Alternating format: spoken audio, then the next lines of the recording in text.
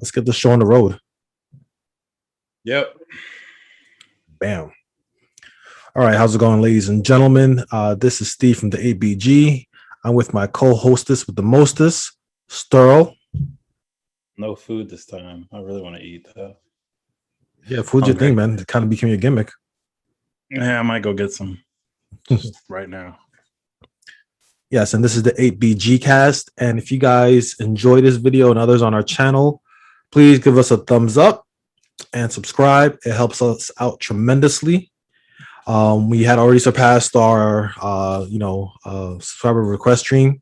So if you guys are looking to see us play a game or have a game that you would like us to play during a stream, please let us know in the comments below, and we'll be more than happy to oblige if possible.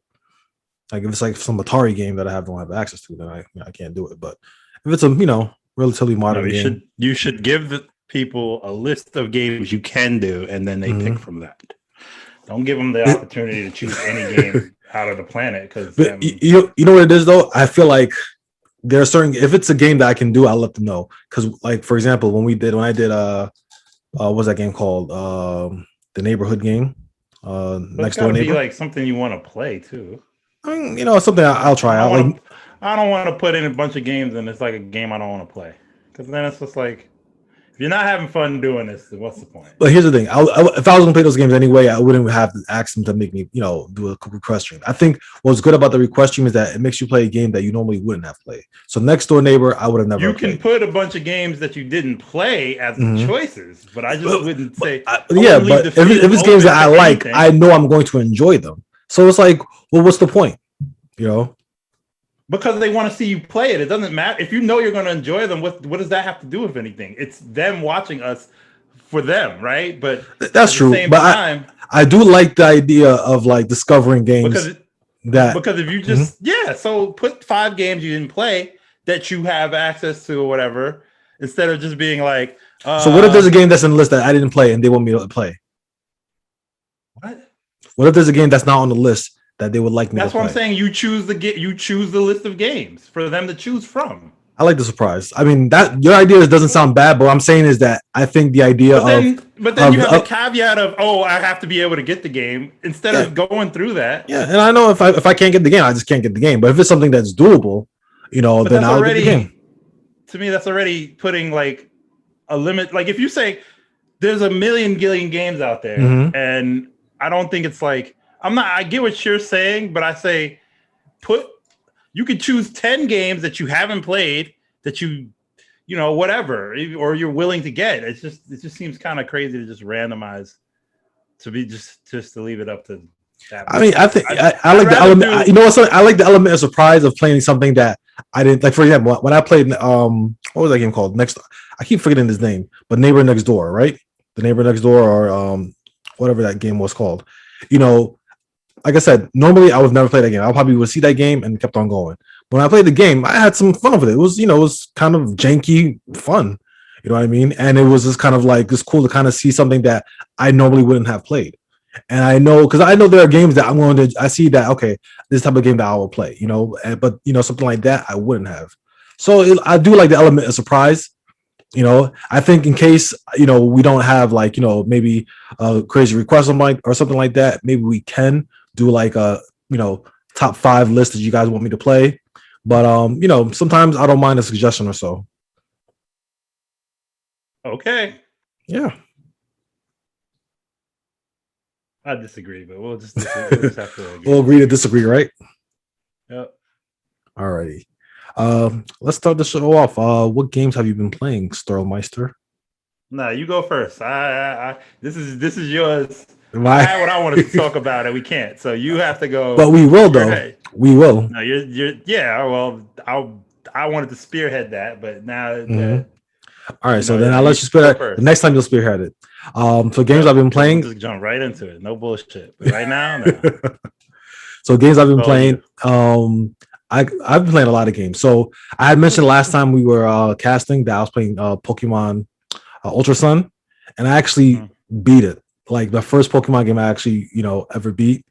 And I gotta say, as simple as Pokemon is, it is so addictive, and it's just like It's really, I think I can see why Pokemon is just like this evergreen IP that's always like capturing kids' imagination because you know the story was okay, but I can imagine being a kid will probably be like a kind of like a grand adventure, but like the element of like the RPG elements of selecting your attack and upgrading your animal, I mean upgrading your Pokemon and doing certain moves and everything, I think it's just like this it's just like it's simple addictive fun, and it was actually quite satisfying. Like I didn't think which Pokemon is this that you were playing? Pokemon Ultra Sun.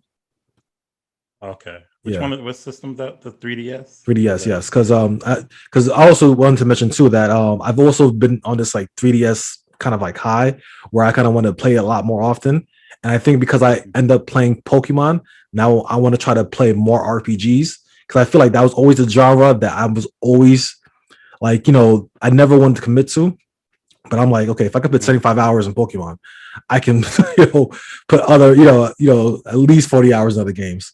So that kind of like jump started my, I don't want to say addiction, but like kind of like the urge in me to play more RPGs. Like I recently ordered Final Fantasy 3 and 4 on Nintendo DS, just to have it. And then 3 and 4. Yeah. They remade 3 and 4 for the Nintendo DS. I mean the DS version? Yeah, DS versions. Mm-hmm. And then I also started playing recently after I beat Pokemon. I started playing interesting. Fire Emblem. Fire Emblem. Which Fire Emblem? It's called not Birthright. Maybe it's Birthright. It's the Fire Emblem series where they have Echoes. Fire Emblem Echoes, Birthright. No, because there's a Fire Emblem series that has 3 games. Where Birthright, Conquest, and something else.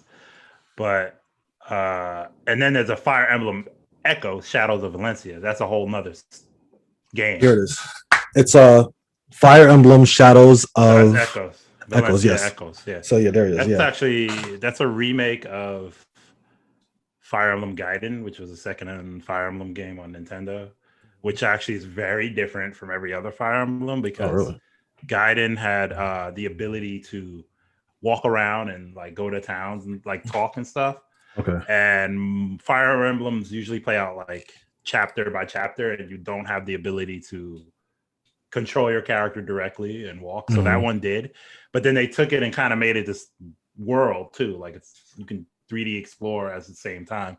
I've actually always wanted to play it because actually it's more of in some ways it's more of a traditional Fire Emblem than what they've come out with recently, which has been I heard Three Houses is actually really great on the Switch.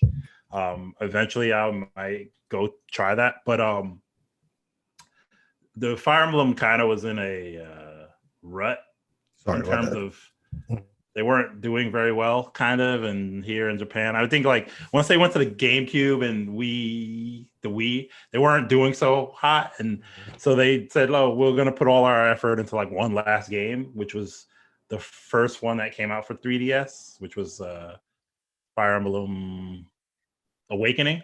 Okay. And it was kind of like a continuation of the first Fire Emblem, like it's in the same timeline, but it's like anyway. Awakening did so well, it reignited all, like it created like Fire Emblem craziness. And basically, the thing I don't like, I have Awakening and I love Fire Emblem games, by the way. Like I've played every single one up until Awakening, which I didn't finish because there was stuff about it I just did not like. Okay. Which was, I don't know, just had this sprawling. The dungeons area? No, just this waifu kind of system thing going on, like this real like all your characters had to marry in order to affect the future characters you had. Oh, really? Which was not really in any other Fire Emblem game. I'm still in the beginning of the game, so No, this is not your game though. I'm sorry, something else. Okay. Yeah, so this is a game that preceded the game you're playing by a while. So yeah, I didn't, kind of in other Fire Emblem games, the support system was not necessary. It was something that's in this game. The from Awakening to Birthright and all those other ones, Conquest, they really focused on like characters marrying and shipping them together, and that was a big thing with the game. I just didn't like it. I don't know. Something about I didn't like those ones. I started with the Game Boy Advance Fire Emblem, so I'm more into that kind of schlock. So wait, how many of the Fire Emblem? So you played most of the Fire Emblem games that came out? That came out here before Awakening. So there was Fire Emblem, and then there was Fire Emblem. There was two Fire Emblems for Game Boy Advance. I played both of those. I played them. I beat them. Then there was Fire Emblem Sacred Stones, and GameCube Fire Emblem, which was Path of Radiance, and then there was a Wii Fire Emblem, which was a sequel to Path of Radiance, Radiant Dawn, which was ridiculously hard, but I loved it. I played it all the way through. And then they had a DS Fire Emblem, which to me should have been amazing because like touchscreen, should have been better than but it's the worst one. It sucks. Wow. It was a remake of the original Fire Emblem. And they added, all new stuff, but they really didn't change any of the story they didn't bring any of the kind of complex systems of any of the other Fire Emblem games kind of to it. So every character is kind of like dead weight. Like the only character that matters is Marth. Wow. And there's no character growth with him anyway. You just kind of move from map to map, and it just felt kind of like a dead experience. But I played through it and beat it. But I was kind of worn out of Fire Emblem at that point. Like now I didn't care. And Awakening, people like it was great, and I'm sure it is. I enjoyed some of Awakening, but I didn't have that urge to finish it like I did every other Fire Emblem. So I kind of fell off on the series, and they kind of had its resurgence after Awakening, including the game you had. Like they had enough to remake that, you know what I mean? They had enough interest to keep going, and the mobile game and all that. I play a lot of the mobile game, but that's all different.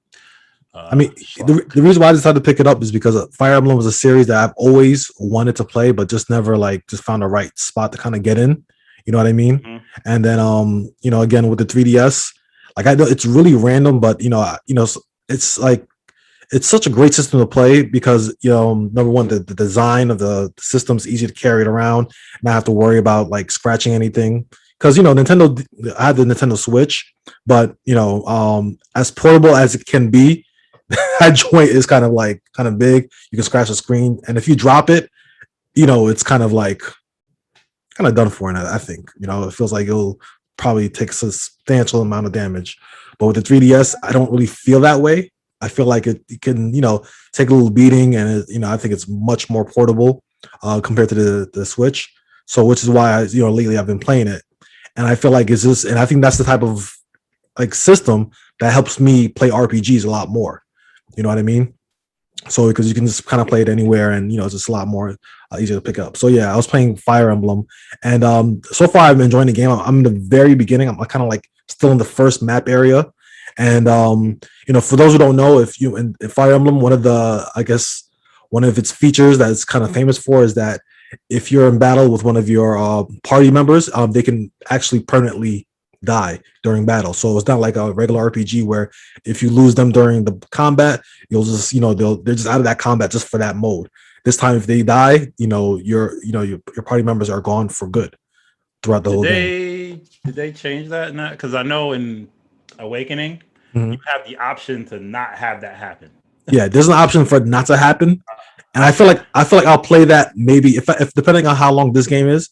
I feel like I'll try that for the next mode because there are certain dialogue trees that you have with certain characters, and if they die, you can no longer complete that dialogue tree. So I don't know where it would lead, but I think it probably just be more dialogue or maybe lead to some information about the characters. Here's the annoying thing about Fire Emblem, but it's just the way the game is. It's part of the challenges. You kind of want to play the game like there's a way you start the game, and you have to tell yourself, hey. Most normal people will play a game, and 90% of the time, they're just going to try to finish every chapter without having a character die. And if the character dies, they just restart the chapter. Yeah. There's rare moments where either a battle is so long, and if a character dies near the end, you're just like, fuck it, I'm just going to continue. That happens occasionally. That's happened to me in where I'm like, because usually you'll have replacements for those characters. Like, you're not going to only have one archer. You'll probably have like 3. And Fire Emblem is weird because characters have random growth stats. They have a percentage of what a stat will increase, but you you really don't know it unless you like look online or something like that. Okay. Where like a character, you like they'll have good growth rates, which is like 50% attack. It's like a great growth rate, you know. Where here's another advice too is usually in Fire Emblem they always give you a strong character at the start, like a promoted unit. Yeah. Usually it's like a paladin or something like that. I feel like in this one it's definitely Lucas. Okay, so let's say they give you that, right? They give you they just give you some kind of character that's usually maybe overpowered. They call him the Jagan archetype. I actually don't think in that game it might be Lucas, but you might see one later on, whatever. Okay. You just by default 9 out of 10 times don't use those characters because they just suck up all the experience, and they don't have good growth rates. Usually your beginning dorky kind of weak characters turn out to be the best ones later. They just have to grow, but sometimes they'll throw in these strong characters that seem very good when you get them, but then turn out to be terrible at the end. And the first time I played Fire Emblem, I was just going through with this one character who turned out to be really bad. So it made it kind of harder towards the end of the game because all my other characters were weak. So they call him the Jagan archetype because Jagan in the first Fire Emblem was the character that did that. So you know what I try to do? I try to spread out like the experience between all the characters. So like in Fire Emblem, what is it called? Birthright or Echoes? Excuse me. Fire Emblem Echoes. What I normally try to do is like when I'm in the castle, because you know the game is like a turn-based, tactical turn-based RPG. That's kind of safe to say, and you know that's pretty much like the main game.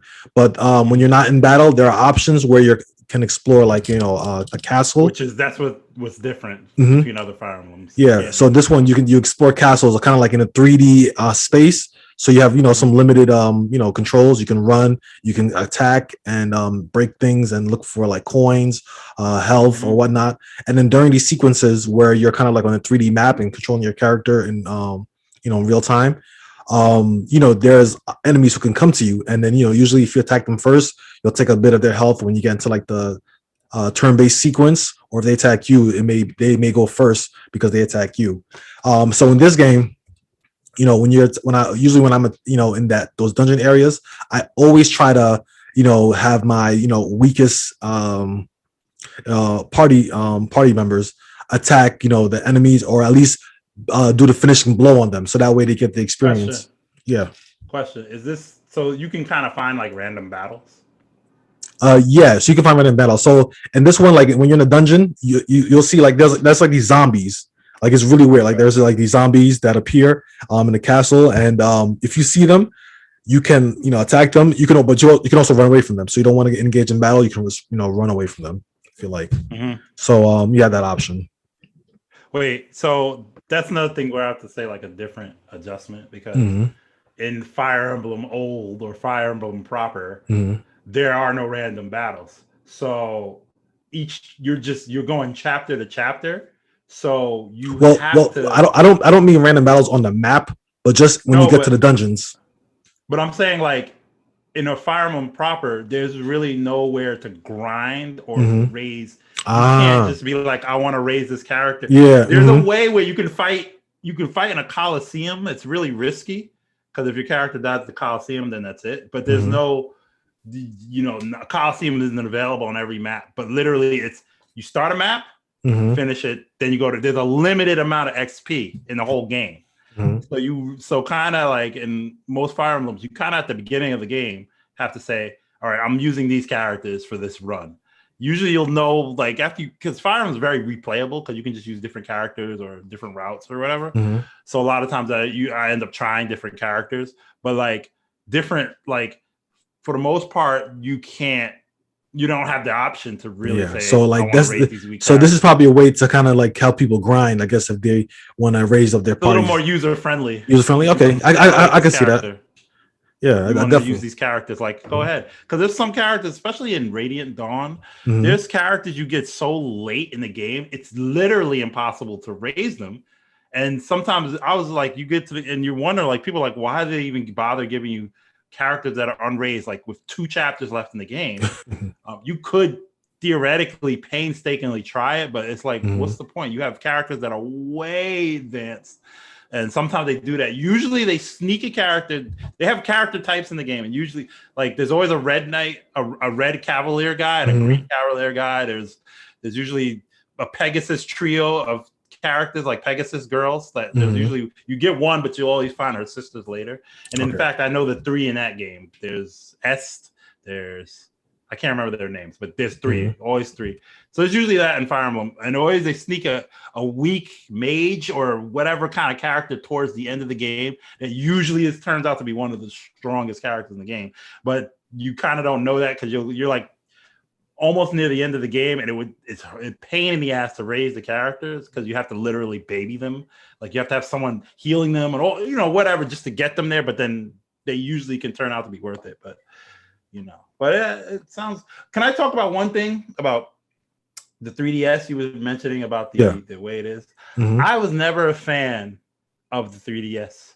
I have one, and I never, like, to me, the perfect system. Which iteration do you have, though? One of I guess the original. The original one, because I have the new one, the new 3DS. That's what I have. The new 3DS. Yeah. Right. And I'm not. I mean, the one that's powerful. The original. Hold on. You know the one that's powerful enough to play NES games? Because I know the original. SNES games. Sorry, the SNES games. And yeah, like, I'm like, that was such a weird, like, why can't that made me mad.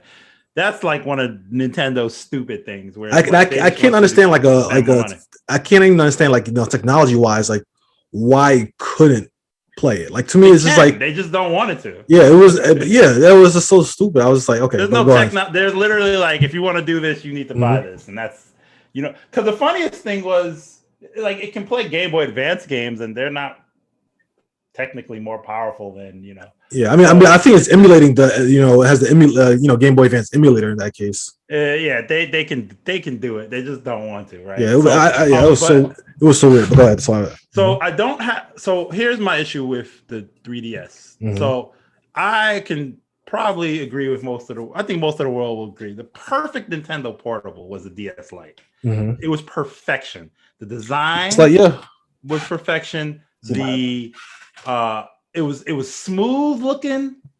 No, that's the SP, Game Boy Advance SP. We're talking about the DS Lite. My bad.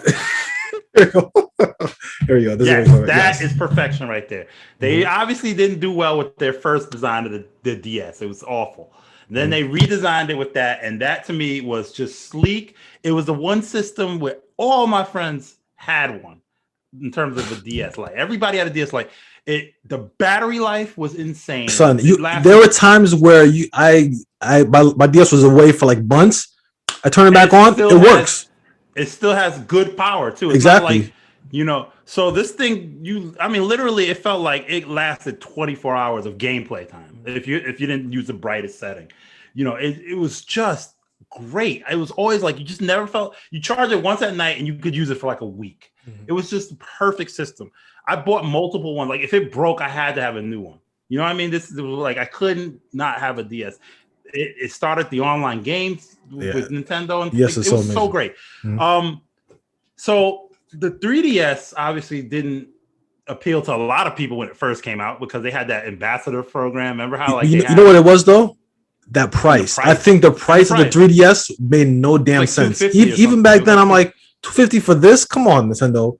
You're like, how much was if it did it for like $170, which I think became like the normal price at some point, I would say, okay, I can kind of do this, but they were like $250 for this.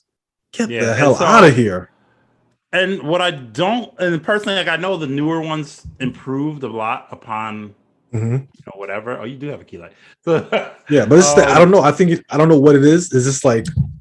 Yeah, something off with your lighting. Something's off with my lighting. I don't know. Today is doesn't look as nice to mine today. It doesn't. Yeah. So with the the 3DS, first of all, the 3D part of it is at best gimmicky. I know they improved it on the later ones, but it's still a lot of times I find myself turning the slider down. And it's like one of those things where you do it for a couple of seconds, like, oh, this is kind of cool, and then when it starts tracking your eye movement, stop it. Yeah, when you move it like slightly, it's like distorted. Then I was like that. And then the other thing is, I praise the DS's battery life. The 3DS battery life is awful. Yeah, it's not as. It's definitely not as good. 4 to 5 hours. Like there was so many times I'd see that red blinking light when I try to turn it on, and I just feel like, and that killed me. That killed a lot of my love. Like I just was always able to have the DS just going, rarely without the power.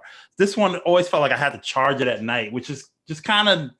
Even the Game Boy, you could have it for a while before you had to switch the batteries out or whatever, or even the SP. The battery lasted forever on that. So that was a real turnoff for me. And then, but the 3DS, like it has still a fantastic game collection. I mean, one of them, Super Mario 3D Land is by far one of my favorite Super Mario games, and a great use of the 3D effects. There was times when you needed it to tell where certain things were in the environment that you couldn't see normally. And not a lot of games did that, unfortunately. Only, Nintendo knows how to use their own. Yeah, I feel like a lot of third parties wouldn't really know how to do that. I think certain games tried to do that. Like they didn't design it. You remember that video we have on our site with the Street Fighter 4 for the 3DS, where they tried to implement like the kind of like this angled view. Yeah, and then put the 3D effects, and it's just like, it's not even stupid. Yeah, this is stupid. Like, it's a nice try, guys, but yeah. But anyway, yeah. So that's all I wanted to say about that. I like the 3DS in terms of the games it has. I bought a lot of RPGs for it. If you're into RPGs, I mean, Dragon Quest is a great series. They have Dragon Quest 7 and 8. I was actually trying to look for Dragon Quest games because I know they had them. They still had them on the 3DS store. So I was looking to download them, and they're at a good price. I mean, they're at normal price. But I'm a very, as we mentioned before, I'm a very I like to have my games in person. I like to have finding a Dragon Quest game, even used for 3DS is like almost hard to find. Like Dragon Quest 8, I want to pick up. That's like $200. That's the one I recommend you get too. Yeah. By the way, I recommend getting 8 over 7. I have 7 because 7 is a long story about that where it came out for PlayStation, but it was notoriously hard to play. But I don't. Was that when it was called Dragon? Was it called Dragon Warrior at the time? Dragon Warrior 7, yeah. And it was really hard to play because it like you literally didn't get into your first battle until like 8 hours into the game. It was a lot of I'm not even a joke. And I, for some reason, was still enthralled to play it. And it's something I couldn't even recommend it to people. I liked it because whatever, but I wouldn't even recommend it to most people. They fixed a lot of it in the 3DS version. They cut that out by, they cut like 6 hours out of the beginning. It's a lot of walking and talking around. I don't know why I was into it, but you got time back then. You could play games for, hours. But even part of me said like, this is a little ridiculous. And then when you finally get into your first battle too, and this is like way after Final Fantasy 7 and 8 were out and stuff like that. And Dragon Quest was like archaic looking at the time.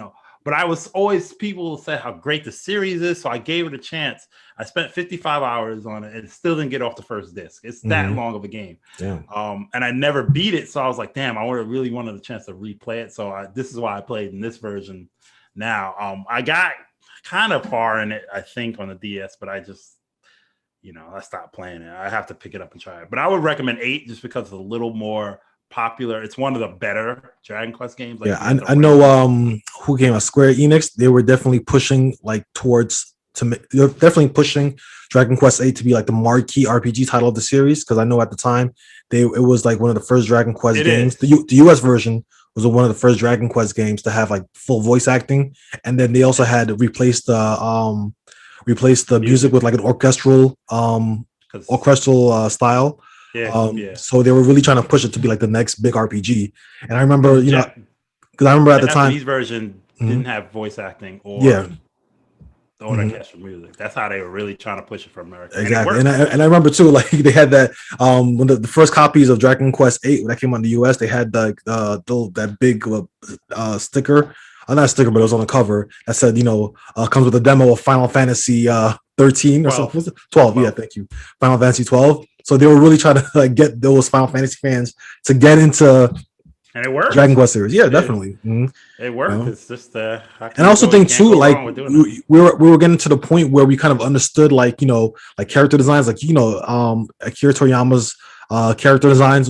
Dragon Ball, very popular, and that was kind of like the same era too, where Dragon Ball Z games just really took off, like the Budokai series, where a lot of people, were getting more into Dragon Ball Z, and a lot of people recognizing the style and kind of appreciating the style a lot more. With his style is very yeah. So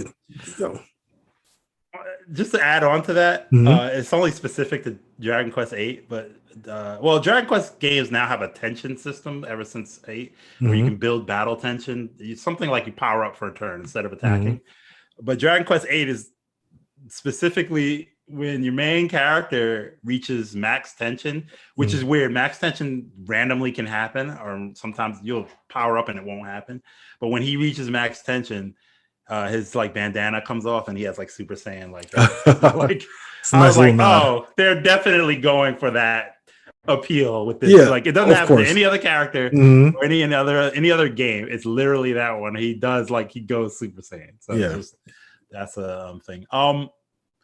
Real quick, I would say I've played a lot of Dragon Quest. I know you. That's why I said you're the RPG master. Like that's why I'm like, what's something I really want to play RPGs. I always felt like, what it is, especially nowadays, it's kind of like just hard. Unless it's like it's much harder now. I don't even find myself into them as much. Like I think like like recently I started playing Persona 5 a little bit. I haven't played it since I started it.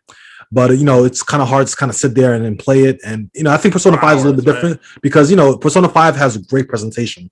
Like it looks beautiful, like the graphics, the animation. The Royal version. I have that. I haven't played it yet, but I have it. Go ahead. I'm sorry. So I was, I think, and I always heard good things about Persona 5. Like, a lot of people that play games that tell me, you gotta play Persona 5. Persona 5 is so good. Persona 5. I play Persona 5. I play Persona 5 Royale. Like there's people who are just playing it. Like a lot of my friends are playing it so much, and I'm just like, okay, let me try to get into this. And I'll say the presentation is top notch. I just gotta put some more time into that game. But I feel like Persona 5 is a game that I can play because it just looks so good. But I think for a lot of other RPGs, the ones where you kind of like walk around and talk and like the old school style turn-based battle, I feel like again, like they're it's easier for me in a pocket style kind of environment to kind of do that because I can just play a little bit and then close it and then pick it up again and close it. You know what I mean? Because when I was playing Pokemon, like that's what I was doing the whole entire time. I would just like it seems to play better being like portable. Get in an hour here and then while you're waiting to do something instead of sitting home in front of your TV playing a grindy kind of game. Exactly. Like if I had to play Pokemon like on my TV screen, I don't think I could spend 70 hours sitting down actually playing Pokemon. You know what I mean? But I think, like if I'm doing something or I'm out or I'm on break or I'm doing something, it's easy to play. So and I started playing. I know we're all kind of like on a 3DS, but I started buying so many other games for it. Like I picked up Bravely Default. So after I beat Fire Emblem, I want to play that. Because I've always heard good things. I used to have an old coworker who used to gush about Bravely Default back in the day when it first came out. She was always like, "Oh my god, you gotta play Bravely Default. Bravely Default is the best game ever. This and that, this and that." And then I'm like, all right, let me try to pick it up. And again, that's another game. I think the 3DS is so old. Like a lot of these games are hard to find, and they're super expensive. Let me see if this game. We'll look up. I was gonna recommend you a game to play because we're talking about Dragon Quest. Yeah, and Dragon Quest, like I said, there's a lot of them, and I played a lot of them. So I've played 1, 2, 3. I played all of them, kind of, except for like 10 because that's online and it's only available in Japan. The best one, which to me is like it goes on my top list of RPGs of all time, is Dragon Quest V. And it's for the DS. Like when you said you got Final Fantasy 3 and 4, and I was like, oh, okay, those are all right games. But like if you could have gotten a game, I would have said like get Dragon Quest 5. But as I see the prices for it it's astronomical. Yeah, like it's funny. I have my copy still too. That's the crazy. It's so interesting how a lot of the Nintendo DS games and 3DS games go for ridiculous prices. It is I have my unbelievable. physical copies. I better make sure I take care of them. Yeah. But Dragon Quest V, real quick, just to talk about it. It's so weird because it's a game that even when it came out for Super Nintendo and it looked like shit. Like graphically, it just looked like Nintendo almost. And the 3DS version, the DS version looks kind of like a PlayStation game. So it's it has this kind of older kind of school graphics. But oh my God, there's never been a story to me in a game that I can't you can't give anything away in it really. But even by such an old school standard of storytelling, it's perfect. It does it like I've never played a game with graphics like this that actually I was emotionally moved by that game. Every little bit of it, from how it starts, from how your character grows and matures. The big thing is called the Hand of the Heavenly Bride. So you do have a family in the game. It's not really a shock, like how that goes. But the story and the way it's told flips kind of all RPGs on its head in terms of how who the characters are and things like that without spoiling it. It's so good. It's the reason why, and I've actually discussed this before, but it's the reason it's one of the few games that remember there's a Dragon Quest Netflix movie that we talked about. It's based on Dragon Quest V. There's a good reason. It's because that's the best Dragon Quest game. It really is the best, but it's also don't watch that Netflix. It's really bad. But, it's actually not bad, but like I said, it has the ending really actually destroys the entire thing. Like it should. But anyway, you don't have it. The first place I checked was GameStop. It is like it was supposed to be for $30, but they did not have it. It's probably gonna be hard to find at this point. It's and it's really good. If you're desperate and you just have to play it, it is available on iOS and Android. So just That's true. Yeah, you know what it is? I just can't play games on the phone for some reason. I'm just like I cannot play video games on my phone. I tried and I'll drop it hard. Well, there's one for $58. I don't know if this is Japanese import. Never mind. So yeah. What else have you been playing? And if not, I'll move on to the one thing I've been playing. So aside from that, it's kind of like just the last thing about the 3DS whole thing. Yeah, I did order like a lot of games, like Bravely Default, Kid Icarus, because I'm like, well, this is one of the first games, so I'm like, might as well try it out. Especially since they, Sakurai said that that's one of the games that's very hard to port to other systems. So he's probably really hard to play too, because it's just difficult to hold it and play it for some reason. Yeah, because it's hard because you have to hold it with like the stylus, and I thought that maybe the new 3DS would have like an update where you can use it with the it has like the control nub. Analogs. With the control, like, well, it has one circle pad and then there's one like nub and that you have to use, and then I thought that it would use that, but it doesn't. You have to use your stylus and aim and everything. So yeah, that takes some kind of getting used to. But I have it, so I'm gonna play it at some point. So yeah, I've just been ordering a whole bunch of RPGs, and I'm if anything, push comes to shove, I also have so many other RPGs for the DS that I haven't finished playing, like The World Ends With You. The new one's coming out. And I could get into a whole discussion about that. Yeah, so you would hold on to that because I really want to beat The World. I played it. I was playing it at the time it came out, but I never finished it. It's for the time it came out. It was so weird and just wonderful.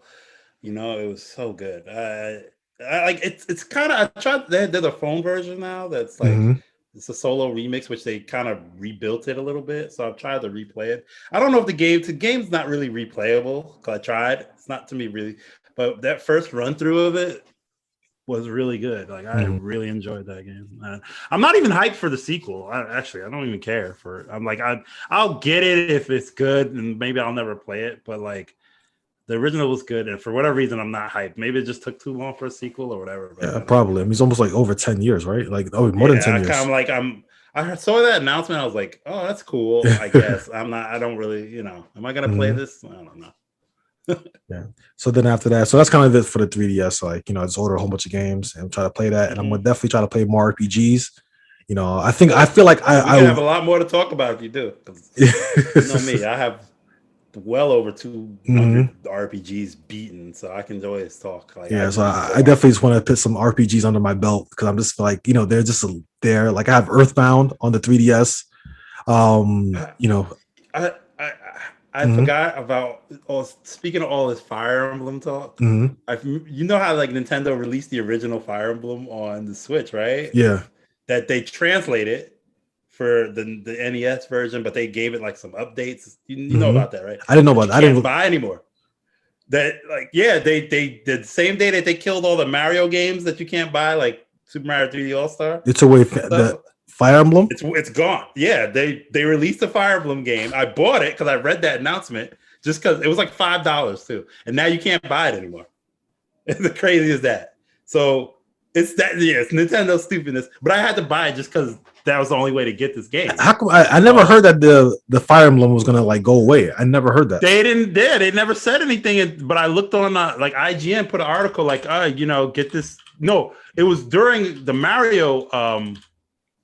It was during they were saying how the Mario games are going to disappear, and they were like, "Oh, Fire Emblem will too." And I was like, "Oh, okay." So I went and bought the Fire Emblem before, before that was going to happen.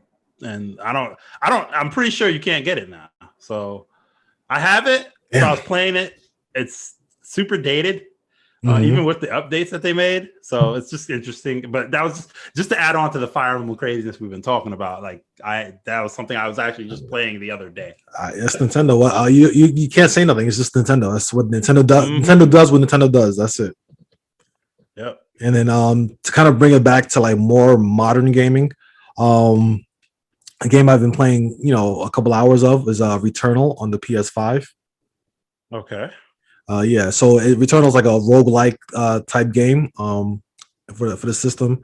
And I gotta say, it's one of the first games I've really played that kind of feels like a next generation game. Like you're playing like a game made for the PS5 because the game is absolutely gorgeous. Like even with my old ass TV, like it still looks wonderful. Like the character movement, not even the cinematics, but just even gameplay wise when you're playing it, looks like fantastic. So it's just a joy to look at it. Like to me, it makes me yearn. Like when I was playing it, it makes me yearn for like the next generation Metroid because I get a lot of Metroid vibes from the game. Like you have a woman in a suit and she has a spaceship that crashed. And then she's kind of exploring, and it just gave me so much. And then even the planet itself had like this murky, like mysterious look, like the kind of like up-res version of like the Super Metroid on the NES, like that first level in Zeb's or something like that. It looks like a modern day Metroid game, and I'm just like, damn it, I would love like a new Metroid game. But yeah, so the game's like a roguelike. So essentially,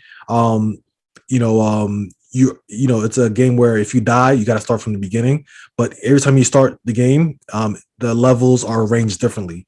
So not to say that they are randomly generated, but they're different levels. Like to get to a certain path, it's always going to be a different experience. When you play it. And it's similar to a game I played recently called Hades, which I thought was wonderful on the Switch. Hades is. I wish you ever played that game, Hades. I've seen it. It's on the list of games that I will probably, play at some point, along with like what was the other game that company made? Bastion. And then they made the other Bastion. Game For some reason, I didn't like Transistor. They made this game called Transistor, which was really good, and I was like, oh, it's another game from them. I know it's gonna be a quality top-down kind of weird. They made Brothers. No, they didn't make Brothers.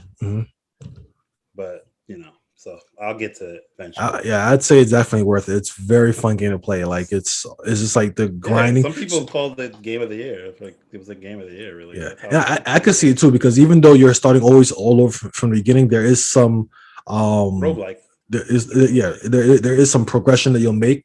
Like certain equipment that you find, you will always keep it. So then in your next playthrough, you can use that to help you along your journey. So it's not just like starting from square one. There's some progression, but it is challenging to to say the least.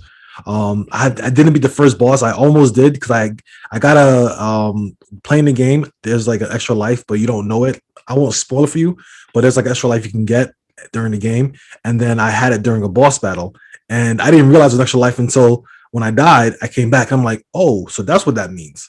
So I got actual life. I almost beat it, but I just wasn't good enough to do whatever. So it's fun. I feel like a lot of people are kind of down on the game. Like I think a lot of I don't what, Hades? not Hades. Returnal. Yeah. I haven't read a lot of reviews. I just try to take a quick glimpse of what people think of it, the overall nature of the game, and I feel like it's not really getting a lot of love. And when I played the game, I was mixed. yeah, it's mixed, but I'm like, it's to me, it's a great game. I mean, maybe I'll say this. I hear a lot of people who like it. I'll temper myself because I haven't played it fully, but what I've played it for the last 3 hours or so, I've enjoyed. I think it's a challenge and it's fun, and the game is gorgeous. I know it's not all about the looks, but I think the looks definitely does help sell the game. With what it does, and I think the controls feel good too. Like it just feels, I don't know, like they're between the character animation and how you move, it just feels silky smooth. Like it just feels really good. So yeah. I mean, that's from what I've read and seen, the developers focused on making it. I don't have it, I haven't played it, but I always watch shit. And they said their biggest focus a lot of times is the gameplay experience. So the minute you touch your character, they make games like Super Stardust HD, all these kind of shooters. That's why it kind of has shooter feel, like a bullet hell. Because there's like a lot of enemies that shoot like bullets in a row, and Oh yeah. That's where they just turned it into a 3D game. But they know the aspect of movement and how important that is, and so they said right from the jump, you're gonna feel like it's kind of like an arcadey experience. You're not gonna feel slow and stuff right away. So they're good at that. This was their first kind of game that they've had a full budget to make. Yeah, this is definitely a AAA game. They definitely used to have, they were used to making arcade games, Sony arcade, Yeah, for the PS3. Yeah, those kind of, those two. So now, they had a chance to do this, and I think it was a success for them, actually. I think the game is doing well. Whether it does great with the reviews and stuff, but I think it's sold enough where they're able to actually, they're profiting from it, I believe. So. Yeah, the game is $70, which is kind of like, it's a hard pill. Another reason why they're profiting, because they said that they didn't know it was going to cost $70 when they were making it, because Sony is the one who priced it. So yeah. But they said it actually worked out because now it's selling well enough that even with that price, they're like, "Oh shit." I mean, yeah, that's it's a hard pill to swallow. I mean, I don't want to say that. Catching me. Yeah. I don't want to say that because you got to support the developers and everything. So I think if you're going to spend that, I would say of course read some reviews and do your research or whatnot. To me, I just had an itch to play it because I'm like, I want to see what kind of game this is, and I was just it just kind of piqued my interest, and I don't regret it. So far, you got a shiny new PS5, so you need to buy shiny new games. Yeah, exactly. Because the PS5, because as I was saying before, our friend Tamel, he was asking me how I like the PS5, and I said, for the most part, it feels like a super PS4 because it feels like it almost makes my PS4 obsolete in a way because everything is just so transferable. It's just better, and it's just better. So it's like if you transfer all your stuff from the PS4 to the PS5, you really don't need your PS4. Like my PS3, I feel like there's certain games, I guess because they're not available on it or not as easy to get. It wasn't backwards compatible. So exactly. You need to keep it. But with my PS4, I feel like literally if I can transfer everything to my PS5, and I think PS4 probably feels like the most obsolete system ever. It's more obsolete than the PS3. I agree. Yeah, I always say it's more obsolete. Yeah, I feel like between all the stuff that they were talking about before, between it's not going to work if it's not connected to the network anymore, or there's a battery that if it dies, your PS4 is unplayable. I think it's easily one of the most unremarkable PlayStation systems. Yeah, that's kind of crazy to say, but I see what I can't disagree. It makes sense. All right, so Returnal, nice. And then also I've been playing. Let me see. Have I been playing anything else? No, I haven't been playing. I think that's pretty much the gist of it. Just the 3DS, Returnal. I'm just trying to think in my head of what anything else I've been playing. I'm hungry, so I'm gonna keep mine quick. All right, go ahead. This actually went on for a while. We had some discussions, but so part of what I've been playing is a project I'm working on. A new Mana game comes out. I talked about it briefly, but me turn on one of my lights. I'll make the lighting weird, but I don't care. So, one of the new, like Square has been kind of on this re-releasing thing, and they've been re-releasing these PlayStation games that I love. That was my real RPG generation right there, the original PlayStation. So they're re-releasing Legend of Mana next month. Nice. And so I was like, let me see if I can actually be proactive and get something done with that series. And it's been a weird series for me. There's a lot of games in the series. But they waver in quality. They're like, some are okay and none are really bad, but the most popular one a lot of people like is Secret of Mana. It's the one for Super Nintendo. It's on the 20 games that are on a Nintendo, an NES Classic, SNES Classic. It's been remade. It's on the phone. It's all, I never really liked it, actually, and I actually have never played through it completely. Or Secret of Mana, you never played that? I've never played through it completely. Oh, Legend of Mana you played. Okay. Legend of Mana I've played and beat, and I liked it a lot. To my knowledge, it wasn't actually the first Mana game. I thought Legend of Mana, because that was the first Mana game I thought I played, but the first Mana game is actually called the Final Fantasy Adventure on Game Boy. And I actually bought that one time, and I enjoyed it a lot because it was kind of like Zelda, but it had a little bit more RPG elements in it. You level up, you get equipment and stuff like that. It was, I enjoyed it a lot, and I played it, and not knowing that was actually the first Mana game in the series. So the project I wanted to work on, at first I wanted to just do, it was really based on just playing each game in the series kind of up to Legend. So the Switch has a game called Collection of Mana, which features Final Fantasy Adventure, Secret of Mana, and then Trials of Mana, the Super Nintendo version, which we never got here. They translated and did everything, and it's supposed to be one of the prettiest and best Super Nintendo games I ever made. And I've seen some of it. It looks really nice, even today. So the project I'm going to do is going to actually, it evolved a little bit, because funnily the 3 games in the Collection of Mana, which have right here, the 3 games in it that I just said, all have remakes, which is kind of weird. They all have remakes. There's a remake of every single game on this. There's a remake of Final Fantasy Adventure, which is on the iPhone, which I heard is really good. It's called Adventure the Mana. It's a full-blown remake, but it's only available on Android and iOS, which is kind of crazy.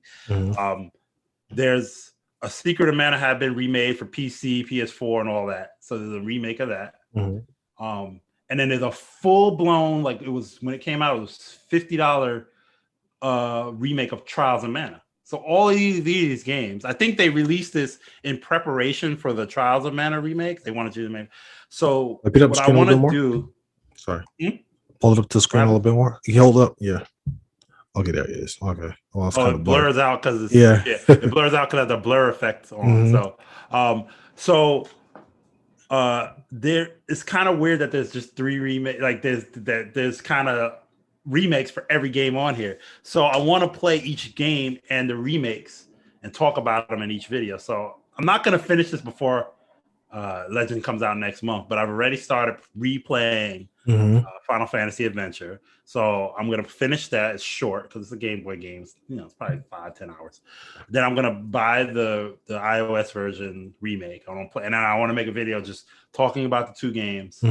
Which one's the one you should play? Because not always the remakes are always not better. Like, a lot of people are not a fan of the Secret of Mana remake because it's the same game, but it just looks uglier. Like, say, it's 3D. It's not, you know what I mean? So Trials of Mana, though, looks amazing in terms of being a remake. Like, it's kind of like almost a reimagining, I would see. So is that also in 3D? Yeah, Trials of Mana is 3D, but like, where Secret of Mana remake is literally the same game, but just 3D graphics.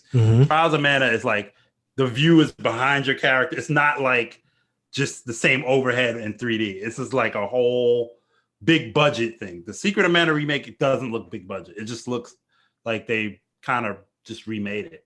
Like, and were these remakes made at around the same time, or were they released individually? they were released individually, like out of nowhere. The iOS version came out just out of nowhere. Like maybe this is like 4 or 5 years ago. That I was like, "What's the venture?" I looked at it and they said, "Oh, this is a remake of." And I was like, "What?" Like out of all places, it could have been on DS or anything. Out of all places, it's just on iPhone. It's kind of weird. And I mean, I think maybe it's not like they're probably experimenting with like the whole cell phone thing to see how it would compared to being on a system. Or maybe like because it's not expensive, maybe it's not a long game, so maybe they said it probably doesn't warrant a full price release. That's true. So maybe that was it. But with that said, the remake of Secret is $40, so I don't know. It's just, and people are not happy about that. It's like doesn't have good reviews. So I do own all of them, by the way. So I do own the collection, and I do own Trials, and I do own the remake of Secret. I just don't own Adventure of Mana, which is, so I'm gonna get that. It's $10. So I'm gonna do a little videos on it. I'm recording the footage now. Been playing it. I've been so when I talk about games I've been playing Final Fantasy Adventure, Blast from the Past. Oddly, it's still very enjoyable. It's janky, more janky. Like back when I played as a kid, I didn't notice some of the jankiness of it, but now I do. But I'm still enjoying it. It's so simple, but at the same time, I'm having fun. Okay. Like playing, I'm just playing. So like, how's the story compared? Like, is it a very complex story, or is it just a gameplay of like I think playing for RPG? I think at the time it was kind of complex because, let me not say too complex. It's your typical guy hero. He's not really the chosen one, but he's kind of a hero. Maybe he might become. I can't remember. There's a chosen girl who you kind of have to, help out, whatever. But it's like a Zelda game, so it's overhead. You go around, you get you get different items and spells and weapons. There is a story. It's not like it's a lot more of story than you kind of would expect out of a Game Boy game. I think it has great music too, actually, coming out of the Game Boy thing, which I really enjoy. I can't wait to hear how it sounds on the remake. Great music. It kind of sometimes runs into that where the fuck do I go kind of games. Like, you just don't. They kind of give you the vaguest hints, like, oh, you went west. Probably very archaic, right? I mean, I know RPGs back then.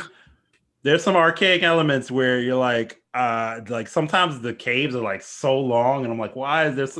Every room looks the same, and I'm kind of like, but it's still enjoyable. There's a simple gratification to like leveling up, attacking things, and leveling up, and doing all that, and there's a customization to how you raise your character. You choose between the 4 stats every time you level up: of power, defense, magic, and willpower, or whatever. So games, a lot of times games don't even hold my attention. So the fact that I'm still kind of I'm not even just going through this just for this project. I'm enjoying it. So nice. It's crazy to say, like, think I'm playing this old game, which I enjoy much more than its sequel. Like I have not really been a big fan of Secret of Mana. That's the other thing too. This is my one time that I'm trying to beat Secret of Mana because people saying it. I played it. I've gotten hours into it, but just never. There's parts where I'm just like, I don't want to play this anymore. So we'll see. Trials, and I'm excited for Trials because people say it's great. Both versions are good, so we'll see. I mean, you brought up something interesting. It's crazy how sometimes something so simple can be so fun. Like it doesn't have to be like this complex, like over like this huge adventure. It can just be something very straightforward and something simple, and it's just like enjoyable. Yeah, that's sometimes like that's the issue I have with newer games where you're like, there's so many complex systems, and I don't care for it. I don't even care for a lot of the freedom and exploration you get in games. I just want to sometimes play an adventure that's laid out for me, and I don't feel like I'm missing something or missing gameplay elements because there's a million things to go on. I like simplicity, which some of these older games have, and maybe it's just the generation I come from, right? So I mean, I enjoy that. To kind of like add a little bit to that too, like when to bring it back over to like kind of Pokemon Ultra Sun, because the last game before I played Pokemon Ultra Sun, the last Pokemon game I really played fully was Pokemon Blue for the Game Boy. And that game was a lot more simpler. And in this one, though, is the first kind of Pokemon game I've really got myself into. And there's so many different systems and elements to the game. Whether it's like, there's like after battle, sometimes you have to pet your Pokemon to like make them happy or ail the elements. And I was doing that a lot in the beginning, but it became so tiresome that I just stopped, because apparently if you after battle, if you like rub their belly and you give them food, it's a touchscreen game because it's 3DS. You can give them food that makes them happy. And if they're happy, they're going to do more things in battle, like avoid attacks or keep trying and things like that. And as good as that is, I'm not after every battle, especially because you're always going into battles all the time. Pokemon must have over like 1,000 battles in that game alone. Like not even like just talking about like the random encounters, but just like throughout the whole entire game, there's probably at least 1,000 battles. And it's just like, so I'm gonna have to pet my Pokemon each battle, and you have a party of like 8 Pokemon. I mean, how many Pokemon? Like 6 or 7, 8 Pokemon or whatever like that. And you have to do that too during after battle. And it's just like, it's so tiresome. So I kind of play the game straight through, and I like how it doesn't really like reprimand you if you don't really do all the other elements, because there's like so many different elements in the game, whether it's like taking pictures or like other things. But I like that I can just do simple. I was gonna say, with that said, isn't it like, okay, so I've only played Pokemon Blue and Silver, right? Like I played the first 2 generations of games.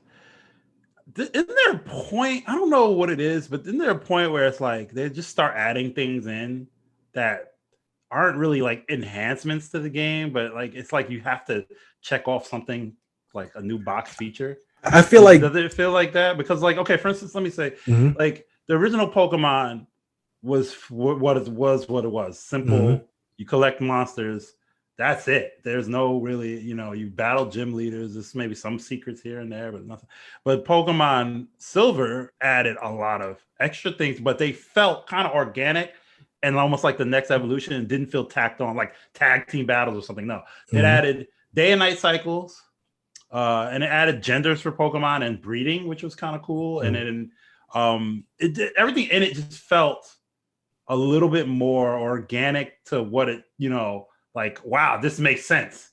Instead of, does it feel like in the new one, is it more, there's a lot of the addition? I mean, you haven't jumped from game to game. So yeah, that's the thing. So I can't really tell, because it's like so much addition. There's so much additions to the game that to me, they all feel brand new. Like, so there's elements of older games. I'm not really privy to them. I mean, I do know like they have tag team battles, but then for tag team battles, at least for me, you either have to go into a battle that's already a tag team, or you have to have a Pokemon that can call another Pokemon on your squad to join you. So I haven't really gotten to like tag team battles that I've initiated, but just the ones kind of the game kind of puts you in. There's a lot of different like nighttime cycles. Of course, there's there's like different sections of the Pokemon and different things like that. I mean, the elements that I've seen that I feel like the game has is like simple stuff like you have ride Pokemon that you can use to either fly across different islands or like do things like break rocks, sniff for like items on the ground. Which is nothing new. Nothing new. It's just just kind of using Pokemon in a different way. What else? Yeah, I mean, I can tell the game how the game is different from the other ones, because I know like the style of the game is kind of not to spoil anything, but it's they kind of like build like a kind of like a. I don't care. Okay, so they kind of like build a Pokemon League towards the end of the game to kind of be like more like traditional Pokemon, because throughout the game you're going through trials. It's not really a Pokemon League because it hasn't been invented yet. So I like how you're kind of like going into this game as a new kid from another place, and then you're kind of like seeing this world or this island that you're inhabiting or you're traveling in kind of grow and have their first Pokemon League. And then also too, there's like the sci-fi elements of like these futuristic Pokemon like deities that are there. Like it's actually for as simple as it is, it's actually a pretty interesting story. And I think what's great about it is that if you're a kid, because a lot of times when you're a kid, you don't get like a plethora of games. At least for me, in my childhood, I rarely got games like that. Growing up, but I think Pokemon is great for kids who it's their first time playing, because when they play it, it's full of so much stuff. So even after you beat the game, you're never going to really be bored. There's always something to do. So I think the replayability is probably it's pretty decent in the game. I would say like in the I think the biggest Pokemon sellers are like the fans, right? Like this like a lot of the guys I talk to, some of the people like every Pokemon game they wait for the announcements. It comes out. Oh my god, they go crazy. There's like a huge base of people that will play every Pokemon game, and of course I don't understand it because after playing, I've played Ruby, Sapphire, the ones that came after Silver. I played them for a little bit, and then I was like, in my head, I'm like, it's just this. We're going through the same thing again. Different locations, but same kind of game. And every time I've looked at it, it's the same kind of game. Each one, Black and White 2, Soul Silver, remakes of the older ones. And then I was kind of like, the only one that remotely interested me was the newest one on the Switch, which you mean Let's Go or 3D, the Sword? Sword and Shield, because it looked like fully world, like running around, not like tile running around. Kind of. I mean, Pokemon Ultra Sun is actually like that. I know you actually kind of do that, but like this is the first time like it felt like a behind the camera view, like really expansive, like go anywhere. And I was like, that looked interesting to me enough to maybe take a chance and play a Pokemon game. But at the same time, I realize these are like long RPGs, and sometimes I don't want to buy it and not play it. Yeah, because I know that's been me a lot. Games. Yeah, I've been, aside from grinding on Pokemon, I've been trying to really just kind of play the game to beat it, and it took me 70 hours. Like I was surprised that it took me that long to beat it, because I thought at the 50-hour mark that probably be around the time the game will end, but the game just kept on going. And this is me rarely losing. I only lost one battle, and that was like towards the end. I think the last boss I lost a battle to, but throughout the game I hadn't lose any battle. Yeah, so I mean, I think we can call it here. I think so too. I think it's a good time to wrap it up because it's been kind of long. It's kind of hot in my room. I don't know. I feel like I'm sweating like hell on camera. Yeah, you do. So I don't. Today my lighting is off. Everything is just terrible. I'm sweating. I'm looking good. Usually you're like in the dark somewhere, like in the back. No, and I usually have perfect. I don't know what it is. I'm trying something new because I was trying to like not have like my camera, like not have the background. Usually have that kind of like that background behind. So I'm like, let me try just doing something like this to see how it will look. And awful. You need to fix it. I need to work on it because this is like really bad. I look like I'm in a sauna. Look that bad, but I feel like I'm. You do look now. You're sweating now that I noticed it. Yeah. So now I look like I'm sweating, and it's just kind of like I don't know what it is. But anyway, guys, if you guys like this episode, thank you guys for listening. If you liked it, please give us a thumbs up, share, subscribe, comments down below. Let me know what 3DS games you like. If you like the 3DS, maybe if there's any RPGs you like to recommend to any of us, or if you like to hear us talk more about RPGs, I would love to have that kind of discussion. I can go all day. This guy's the RPG master right here. 200 RPGs under his belt. No lie. If you count games like Mario Golf on Game Boy Advance, there's so many RPG elements. I'm counting. Oh, you count Mario Golf? Okay, so that make that 100 RPGs. All right. So there's only like 4 of those that I beat. I know. But this is Steve and Sterl, and we are out. We're out of here. 8BGCast out. Later. And have a great day, guys.